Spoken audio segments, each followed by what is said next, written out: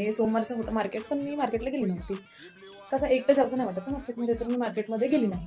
तर सामान वगैरे काहीच नाही, फक्त कांदेचे आहेत आता वाचले. तर आणि मी टमाटर शिवाय भाजी खात नाही. टमाटर, सांबार हे पाहिजेच भाजीमध्ये. सांबार तर बिलकुल पाहिजे. मी आता हिवाळा चालू आहे, तर सांबाराशिवाय तर मी गेली आता ₹20 घेऊन. कारण मी एकटी आहे. मला वाटलं की येऊन जाईल भाजी, म्हणजे एक वांग्याची भाजी बनायची होती मला. मला येऊन जाईल.